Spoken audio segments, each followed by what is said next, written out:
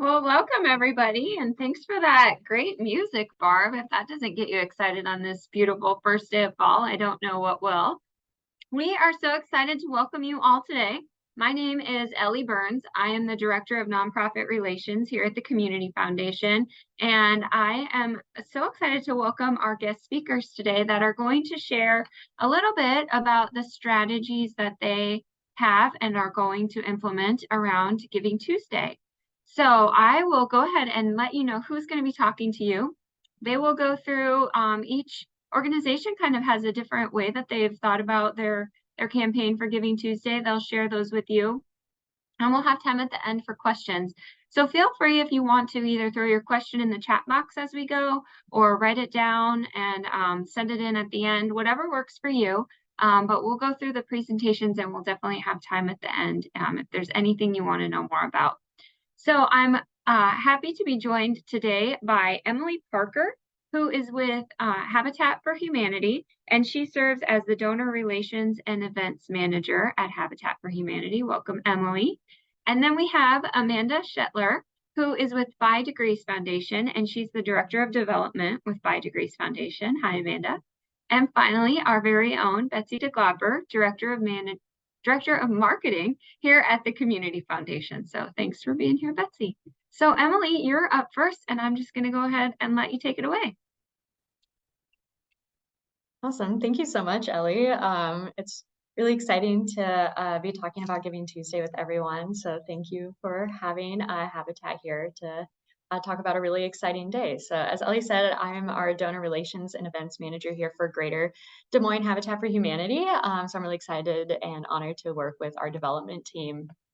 We can go ahead and start on the next slide. So kind of just every year for Giving Tuesday, we just kind of start planning. Well, I start thinking about it the day after the last Giving Tuesday, but we really start that planning process in the summer, or if you think of your year on quarters, we're looking usually in like Q2. But a really big part of that for us is identifying a challenge donor. So for the past 2 years for Giving Tuesday, we've had the privilege of engaging some of our supporters as challenge donors for Giving Tuesday. So in the summer, we kind of start thinking of who would be a good fit for that in this year. And we kind of look at, what are the values that we want to highlight on Giving Tuesday? Is there kind of like a social media presence that we can connect them with? And then what is their connection to Habitat? So those are just some of the things that we think about, and we always try to just keep our mission at the center of that. So Greater Des Moines Habitat for Humanity's mission is putting God's love into action to build homes, communities, and hope. So we really want to highlight that community part on Giving Tuesday because we're asking folks to come together on that day, and we just think highlighting some of our supporters within that community and kind of encouraging them to be at the center or the forefront of leading that Giving Tuesday campaign can be really exciting. So we work with them leading up to Giving Tuesday to kind of gather quotes that we can use in our email campaigns on social media. And then the past 2 years, we've filmed with these donors. So for us, we've asked, and they've very kindly agreed to let us film them in their home. That just creates like a really nice personal connection. They're sharing our home in spirit of affordable home ownership. We have also filmed in some of our build sites, which is just a really great mission connection as well. So we try to choose somewhere that folks can connect with or really shines a light on what Habitat is doing in the community at the time. So kind of after we get those foundational materials going, we're just kind of creating a timeline between our marketing team and our development team. So that way we know exactly for all of the social media and the emails that need to go out on that day, we just want to make sure that we have a really nice timeline so that all of our materials are prepped and ready for that day, especially with just so much other giving and appeal work going on at that time. So we kind of work with them, get all of our materials ready, and then of course we confirm these materials with our challenge donor just to make sure that they're comfortable with what we're going to be sharing on their behalf. So always really important to have their blessing. And then we go ahead and share that with our board of directors, committee members, our staff, and kind of just give a little bit of a heads up that, hey, Giving Tuesday is coming up, and this is really an all hands on effort. So we will be sending emails, social media. Can you please share it with your network, or just try to help uplift Giving Tuesday in general on that day? So that's kind of what we do, just thinking about it leading up to Giving Tuesday. And then we'll go to the next slide.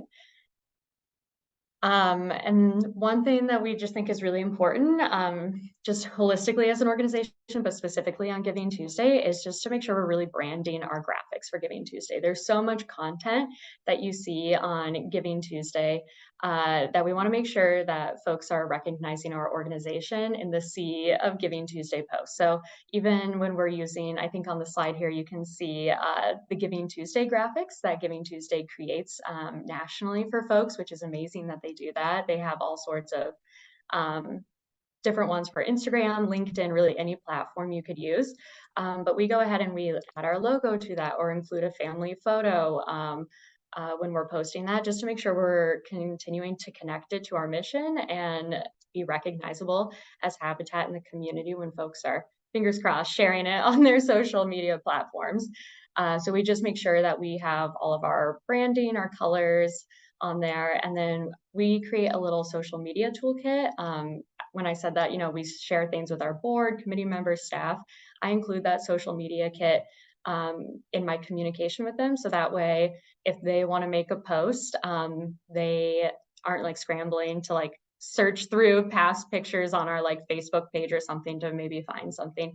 They have all of that right there at their disposal. So social media is so important on this day. I think that's where we see a lot of interaction on Giving Tuesday, and I just want to make sure that folks know that when they see Habitat on Giving Tuesday, that it's very clearly Habitat. So that's definitely something I would focus on, and our marketing team has done a really good job of creating that over the years. So and then I make sure that if possible, on any graphic that we include, that I can link it to our Give page. Anything that's going to get folks directly to our Give page, I think is really, really important.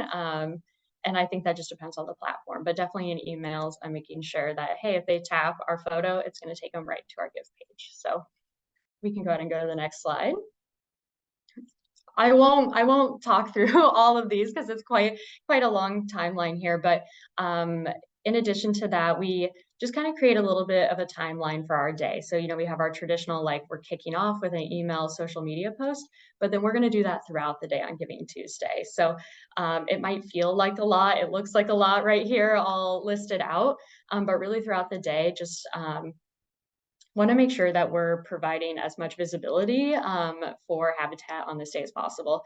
Don't want to be overkill either or overshadow other posts in the community, but want to make sure that we're providing updates, especially when we're doing a challenge donor. So for the past few years, we've done, we need 100 gifts to unlock our challenge donors. So, I'm posting, when we have hit, maybe we have 35 donors so far. Can you help us get to 50? Kind of really making sure we have those checkpoints in so that folks know kind of where their support is getting us through the day. One thing we kind of did different last year is I added a timer into our email communications to really create a sense of urgency. I have no data to prove if that was effective or not, but it was just a nice visual reminder to be like, hey, these gifts on Giving Tuesday. It's just a one-day giving opportunity. So I really liked the timer because it just highlighted kind of the urgency of providing that support on Giving Tuesday. And then afterwards, we had our CEO film a thank you video that we shared the very next day, letting folks know that, oops, sorry, my lights went off. We're in a new building and I haven't figured out the timers. But so we had him film that video. Just, we wanted to create a sense of gratitude immediately following and give an update as soon as possible for that challenge gift. And then I hand wrote thank you letters to each of our donors on that day. So I just think that's a really nice stewardship touch for those that engage with us on that day. You can hit the next slide. Yeah, so we did very similar things in 2021 and 2022. So we had a donor with a mystery gift, and we needed 100 donations to unlock their gift. We found it really successful in 2021. We received 127 gifts, and then last year we received 108 gifts. It's definitely a lot of work through the day, but we found that it was a really great way to encourage folks to engage with us by unlocking that goal. And then just in terms of results, even though we kind of have a little bit different numbers between the 2 years, both years we roughly raised approximately $21,000 with the challenge gift. And our challenge gift, I saw a little question pop up there, was $5,000. So on our graphic, once we revealed our graphic at like the end of the day with like, hey, 100 gifts were made, you unlocked $5,000 by being a donor. And that was with any gift of any amount within that 100. So it was really exciting to be able to complete that challenge 2 years in a row. But so that's kind of what we did for the past 2 years. And then that is just some of our content that we shared over social media and emails as we were revealing graphics and sharing the videos with our donors. You can do the next slide. But there were some challenges and areas to grow. So in 2022, we had 2 donors that were providing our support gifts, which was really amazing to have that support, but it was really confusing to communicate that. So I would definitely recommend not trying to overcomplicate things and keeping things as simple as possible with a challenge gift. One donor was definitely a lot easier to communicate to folks on email, social media. And then replicating the same campaign 2 years in a row, it kind of felt a little bit repetitive for our audience as we were sharing it last year. And we did think we had a little bit lower engagement just based on our number of gifts.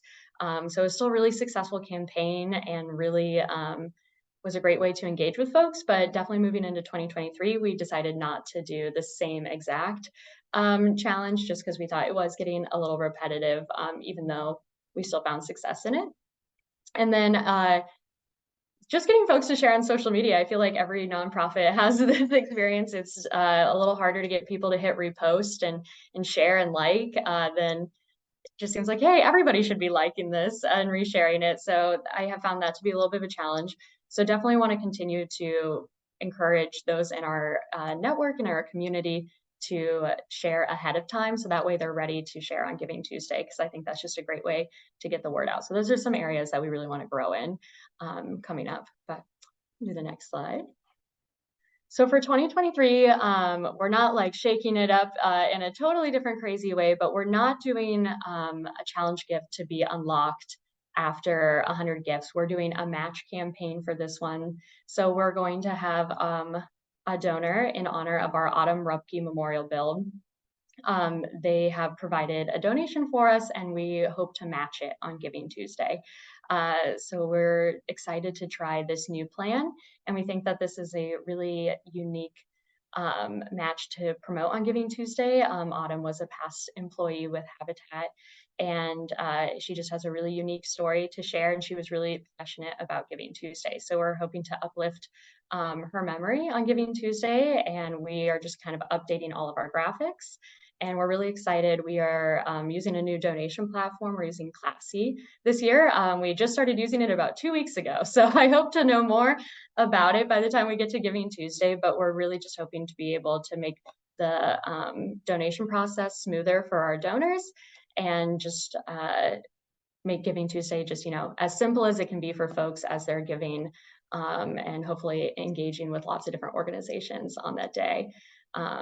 So yeah, we're just updating all of our graphics. We have the new donation platform and just kind of trying a little bit different approach here in 2023, just to kind of compare and see, what kind of challenge on Giving Tuesday or what kind of engagement are our donors looking for. And we're really, really excited about it. And I think that's all I included, but I just wish everybody a really wonderful Giving Tuesday. It's really cool to see so many people give in the community on that day and see kind of just what I just like seeing what all the organizations post and what projects they have in the works. So thank you for letting me share what Habitat does, and I'm really excited to hear from Amanda and Betsy. So I think Amanda's up next, and we'll let her take it away. Thanks, Emily. Hi, everyone. My name is Amanda Shetler, and I'm the Development Director at By Degrees Foundation. That means I'm our development team, I'm our marketing and communications and social media team, and then I also run our 529 savings account program. So that's a lot of words to say that we're a small organization, and I'm hopeful that me showing how we're able to make Giving Tuesday successful for us as a small organization will also help other small organizations learn how they can implement some strategies to make it work for themselves as well. If you'd like to go to the next slide. So I put this chart together and had no intention of sharing it until I realized it told some really good stories. So I think there was some questions about how much has Habitat raised in the past. And I think this kind of helps it helps me make some choices on how I'm going to make Giving Tuesday happen this year. But it also helps me explain how By Degrees, where we came from and where we plan to go. So I think we're probably one of the first organizations in Des Moines to do Giving Tuesday back in 2014. And the only reason we knew about it was because we were partnered with a national organization based on the East Coast. And they said, hey, if you run this Giving Tuesday campaign, we will match what you raise dollar for dollar. And we're like, cool, free money, we'll do it. So we started it way back in 2014. You can see where we started. Again, 15, 16, we were probably one of the first and one of the only Des Moines organizations. So we really capitalized on it.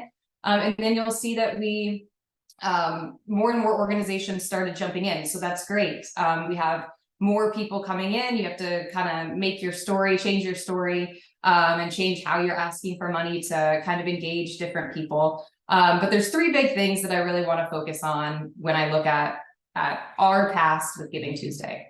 The first thing, you'll see that our dollars raised and our number of donors, they've fluctuated. I think in fundraising, we expect that because our costs increase year over year, our revenue is just going to automatically increase. And that's just not realistic. That's not fair to ourselves. So lesson number one I see from this is to offer yourselves grace. Offer yourselves grace in fundraising and in life. You're not always going to progress or do better than you did last year, and that's okay.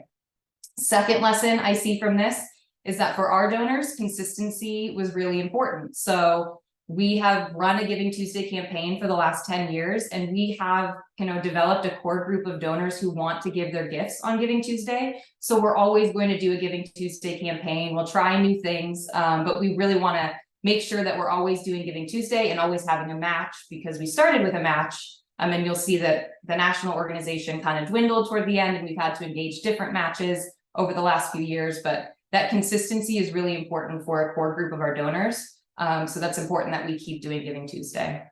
And then the third thing is opportunity. And it wasn't until I put this chart together that I realized while our dollars raised stays rather consistent, our number of donors has dwindled. So that tells me we have an opportunity to engage newer donors or engage people who haven't given in a while. And what can we be doing this year to try to increase that number of donors? And I love Emily's, the past 2 years of Habitat's be one of 100. I think that's super creative. So anytime you can create a goal, whether it's a dollar goal or a number of people goal, that's super engaging for your donors. We can go to the next slide. So the way that I focused kind of talking through how we do Giving Tuesday is I'm walking through our campaign page. Hopefully this is a little bit more, it offers a different kind of visual to kind of understand how we do Giving Tuesday. We also use Classy. So if anybody has questions about Classy, Emily or anybody else, if you're using Classy or would like to use Classy, let me know. The only reason, again, we got involved with Classy way back when was because that original match partner said that we had to use it. So we've been learning this fundraising system for a while. This is in no way, shape, or form meaning that you should structure your campaigns this way, but I just want to point out different things that we do based on how we structure our website. So brand your campaign, like Emily said, anytime that you can make your logo and the Giving Tuesday logo kind of stand out, that's super helpful because there are so many worthy organizations asking for money on this day. So last year we tried kind of bringing our logos together, and we made this double year Giving Tuesday gift with By Degrees. You'll see that we continued that throughout some other collateral that we used and graphics. Second thing is to set a goal and track it. Someone, I think in the comments, asked what was your goal. I think any kind of goal, if it's number of donors or dollars raised, that would be super helpful in engaging your donors. And it's a cool message that you can carry through your communications throughout the day to engage more people.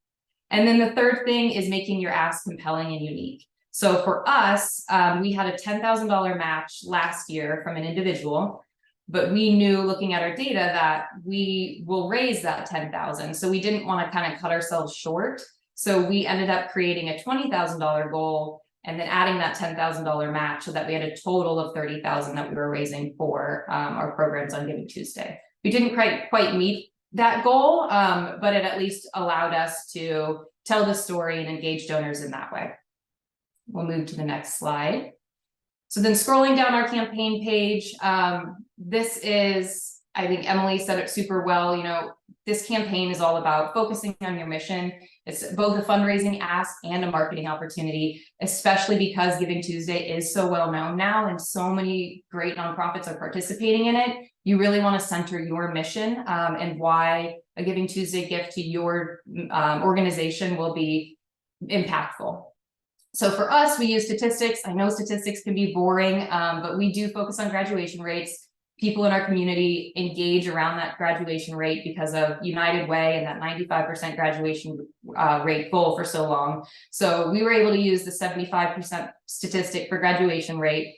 And then we were able to kind of hone in on our purpose, which is raising that graduation rate. You can use statistics, you can use stories, incorporate your mission somehow.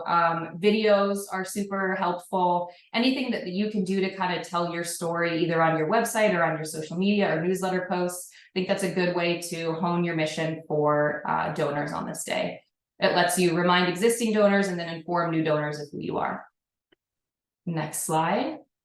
And then the other thing that we found success in is kind of telling our story through what we're asking for. So in the previous Giving Tuesdays, we would only really raise money for our 529 savings accounts because that was the one program that the previous match partner, that large national partner would fund.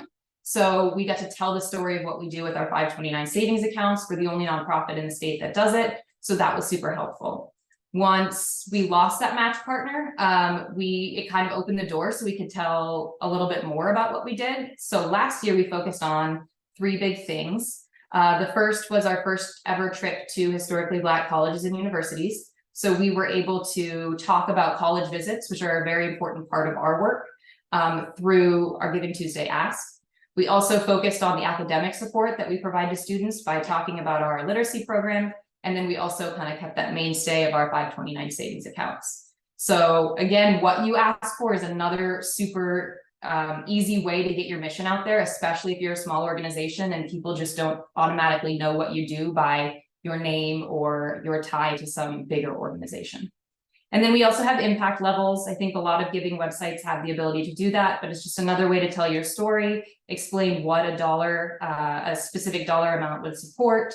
And then you can craft your dollar amounts based on what your typical, what your data shows for what your donors are giving. Next slide. And then this is our, how we kind of integrated all of those things into our social media and newsletter posts. So keeping that story consistent across all of your communication channels. We have that on the left, we have that logo that we kind of combined for the Giving Tuesday and our logo. We have those 3 big funding needs that we were asking money for. Those were social media posts we included. Those were newsletter graphics that we used. And then on the bottom, the reason I included this was because we tried running some Facebook and Instagram ads last year. And I can confidently say we raised no extra money from those because, and this is my theory, is that people wake up on Giving Tuesday knowing who they're going to give to. I don't think they're gonna vet necessarily a new organization they see in their feed. They're more likely to give to maybe an organization if their friend is sharing a post, but just having, a generic promoted ad probably wasn't going to be the most successful thing because no one knew who we were, and why would they give to us when they probably knew 10 other great organizations to give to? So while we tried that, and I'm hopeful that at least someone saw it and then maybe heard about us later in the year and they connected the dots, I don't think that's something we're going to try again this year. But there are other opportunities. You could do direct mail, you could try social media ads, press releases, news features. Again, Giving Tuesdays just become kind of a well-known thing. So if you try press releases or news features, if you could figure out a way that your organization is unique, or if you're launching a new program and explaining that all of the gifts on Giving Tuesday that you raise for that program, that might be a unique way to kind of get your story out there while also capitalizing on Giving Tuesday. And then the last page. So this is our upcoming plan. So before Giving Tuesday, we identify our match partner because, like I said earlier, consistency for us is super important. So we know that donors ask us, will there be a match this year? So we say yes. The last few years, we've worked with a corporate partner or an individual partner. We help them grow their annual gift into a match. So that's one way you can find a match. If there's a national organization out there that might be aligned with your mission, that's another place you can find a match, or work with an existing corporate partner and see if they'd be willing to make part of their annual donation a match. So there's a whole bunch of unique ways that you can find a match or a challenge donor. We include Giving Tuesday Save the Date in our fall email newsletter. And in this, we always let people email us and request a Giving Tuesday reminder. We've found a lot of success with certain donors who know that they want to give, but they don't want to necessarily mark it down. So we'll email them and tell them the day of, send them a direct link, explain what we're doing, and then it's done. And then we also have Giving Tuesday posts in our social media calendars throughout October and November. We send 3 emails, morning, midday, and evening, 3 social media posts, same schedule. And then we also ask our board to send out emails and text messages to their networks, and we create that content for them. So similar to what Emily said with Habitat, we write up kind of a draft email, or we forward a draft text that they can copy and paste. They can make it more personal if they want, but just another easy step for our board members to be able to explain it to their networks.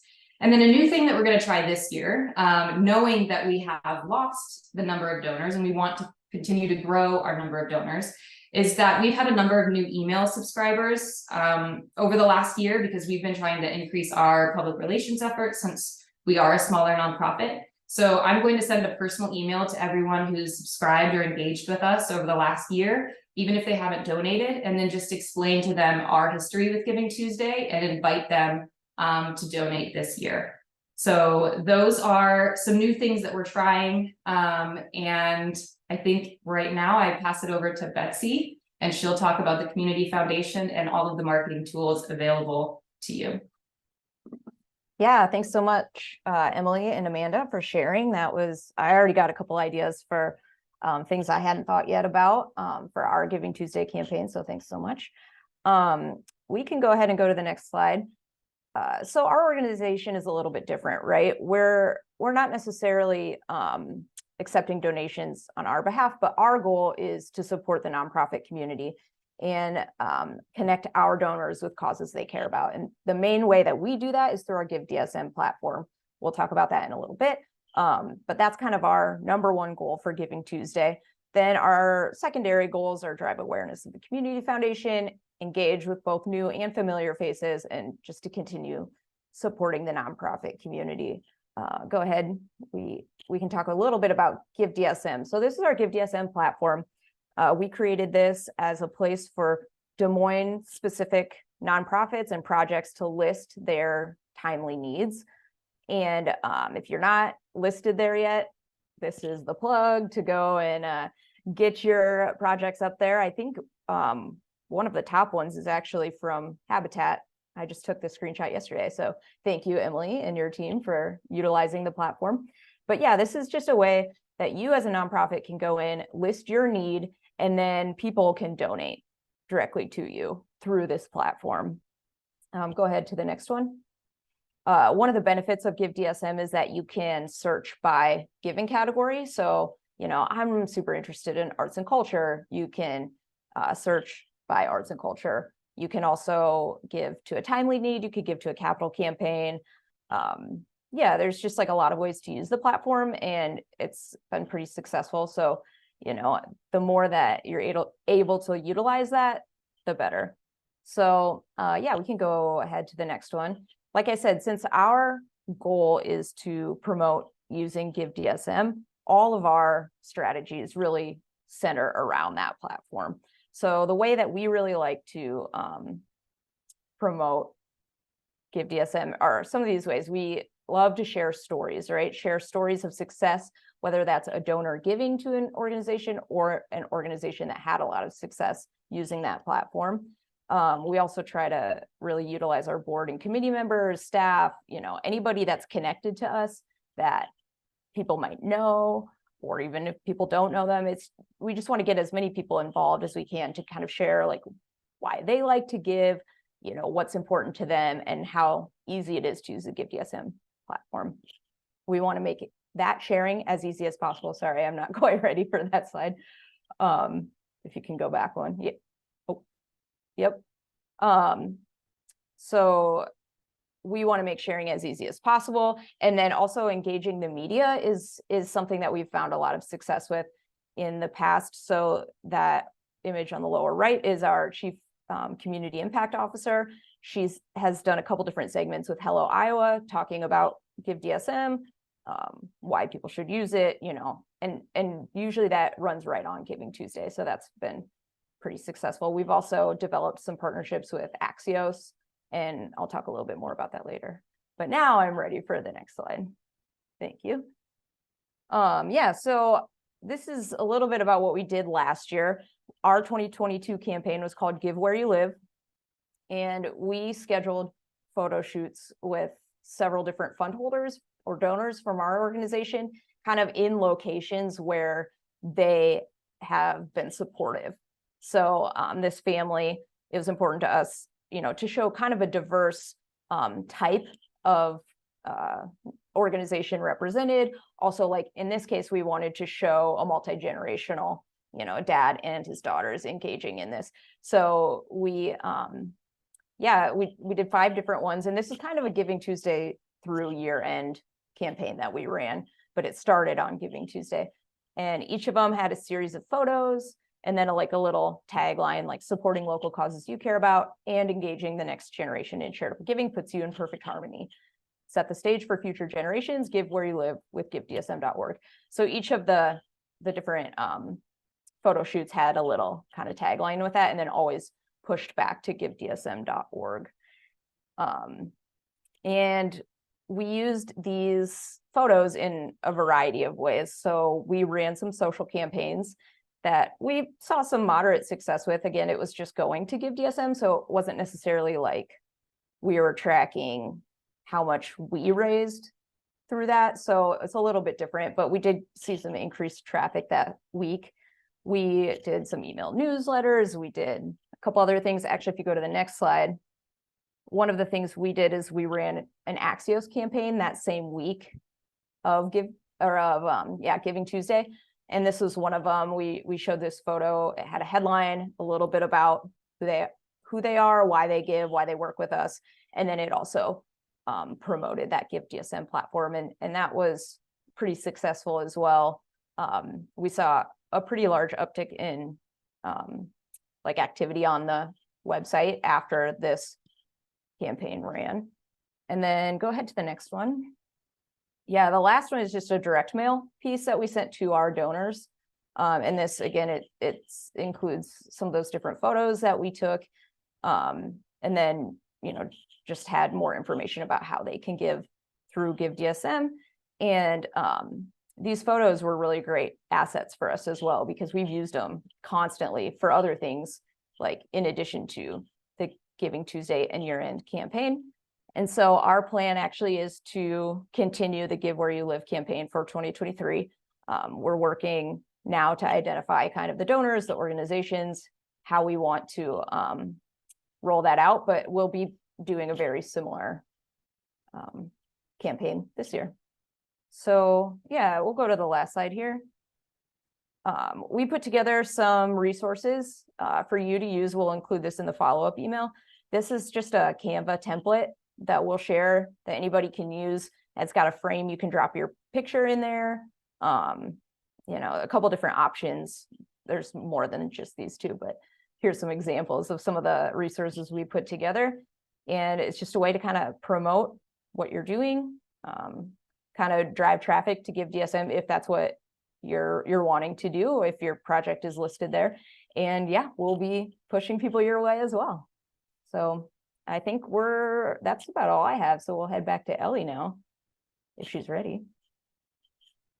Yeah, well, thank you all so much. Oh my gosh, that was great. I really appreciate the insight into the strategies that each of you are planning to implement, the lessons learned.